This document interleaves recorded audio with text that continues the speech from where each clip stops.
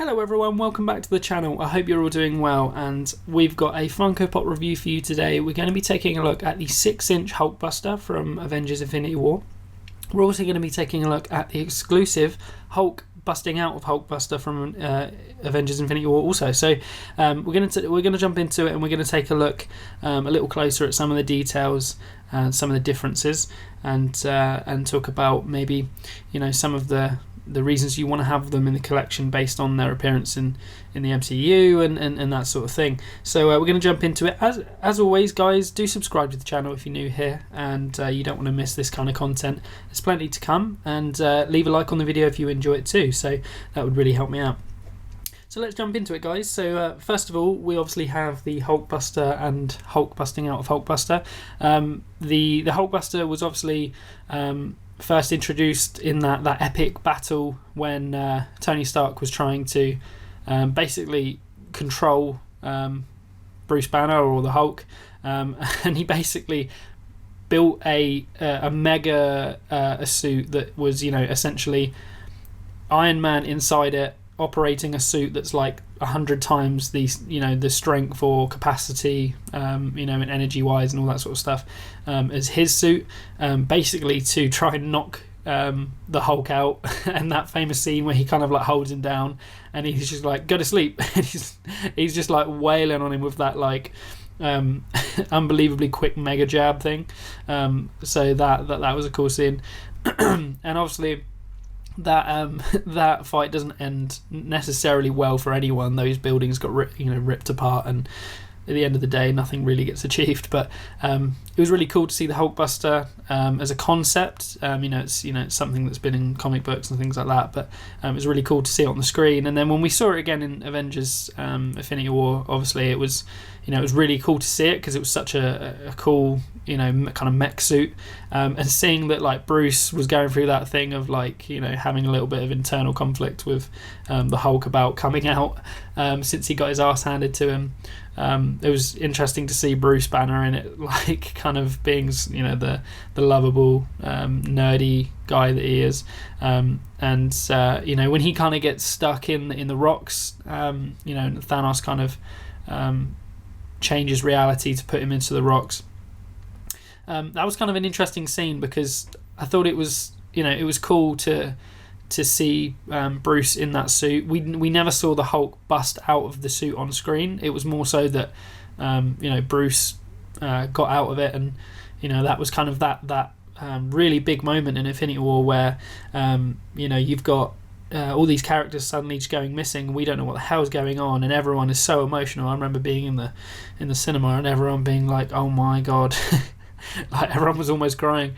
And then in Endgame, people were crying, including me.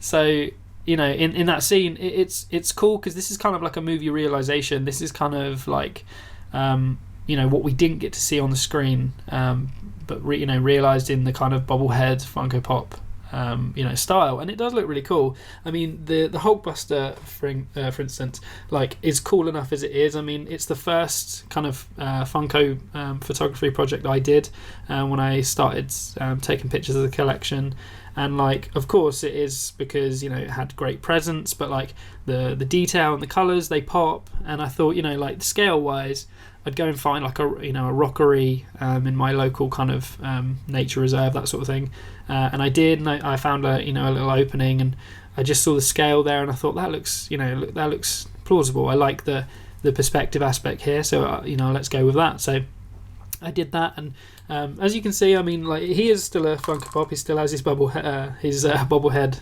action going on there, so that's really cool. But he is a cool looking figure. I mean, the Hot Toys HulkBuster is like a grail piece that goes for over $1,000.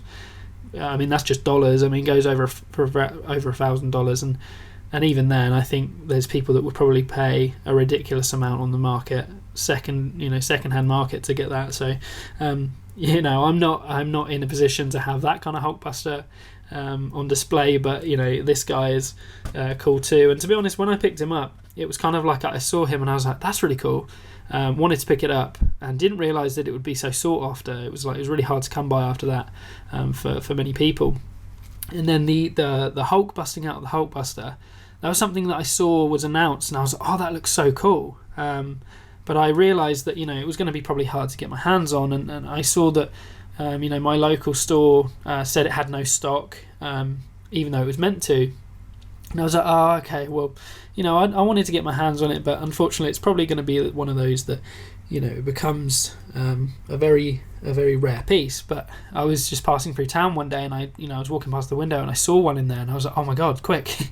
And I went in there, and like the box was a little bit damaged, but considering it's an exclusive, and they're harder to come by anyway, I weighed up the options, and I was like, hey, look, I mean, I want it as an art piece, as in my collection. I want to enjoy it, take photos of it, excuse me, and that sort of thing. And he looks awesome. It's a really cool looking pop. It's well designed. The actual application of the design is fantastic, because you've still got all of the detail from the ground up, that's in the original HulkBuster. You got that hot rod red, the golds and the silvers, all the parts, like, it looks awesome. But then when it comes to the torso, obviously, like you can see here, these parts, like he's bursting out of it, so these parts are coming away from each other, and he's got a lot of a thicker kind of sternum area than the HulkBuster just with Tony in it.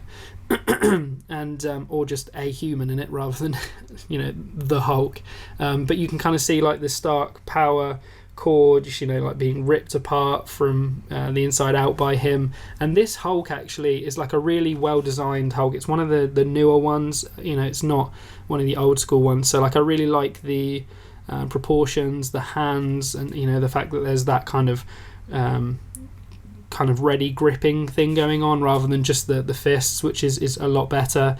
And then like the torso, you can kind of see the core, the internal part of the HulkBuster kind of being ripped apart, and like I really like how that's like unfolding around him. You can kind of see that, and that works really well. And like I say, like this is an awesome looking thing. It's an awesome looking pop, and it sits on top of my my bookcase with the HulkBuster, and they do have a lot of presents. They do look awesome. I'm looking forward to getting back out there this year and doing more photography projects, and being able to go and explore and go on trips and things like that. And this is a guy where again, bobblehead action's all there, even though it's the Hulk and he's super angry. How can you be scared of this guy when he's bobbling around? Although that looks nuts. Now I say that. So I mean, I'm looking forward to taking him out on location and maybe doing some shots. And as things pass in and out of the collection, my collection has changed a lot since I started, because basically I collect because I want to collect and enjoy them as art pieces, or enjoy them as the nostalgic value they give me.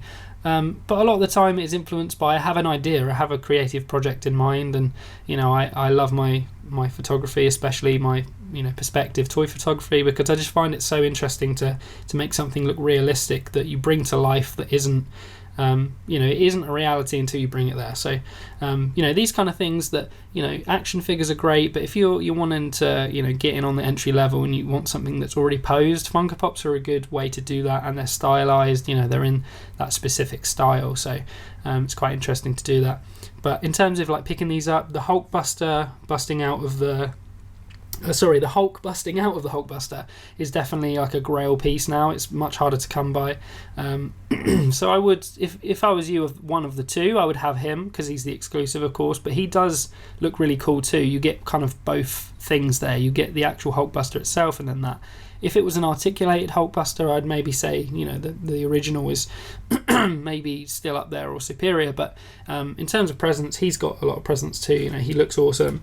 It's just more the fact that when you look at the two, like the one that's more exclusive or more busy, there's more going on there, is probably the one that is considered the better of the two. So obviously you make your mind up yourself, but that's my take on it. So I hope you enjoyed this video, guys, and I hope it was informative. I hope it's given you some inspiration to go out and go and conquer your fears and take on those projects. Don't be scared to be yourself. Don't be scared to be creative. At the end of the day, you can't be yourself unless you're being yourself. And there's going to be people out there who try and discourage you because they don't understand it. And that's only natural, because people tend to do that when you don't fall in line, or they don't understand you. But that's the great thing about being creative. We can do these things and we can express how we think and feel in different ways. And this is, for example, for a lot of people, including myself, this is it's therapy. It's therapeutic to be creative. And you can see this stuff here, like these diorama wall pieces were things I made a while ago. It's just EVA foam board, simple,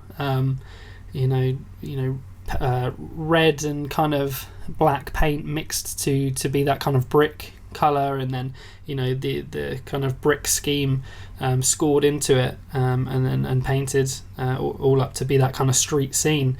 And even that was fun to see it transform from nothing to something, and that was it all came from my mind, and obviously in it I get I get inspiration from places, but it's one of those things where it's just a thought until you bring it to life. So I would encourage you to chase your dreams and be creative, whenever you can and whenever you want to.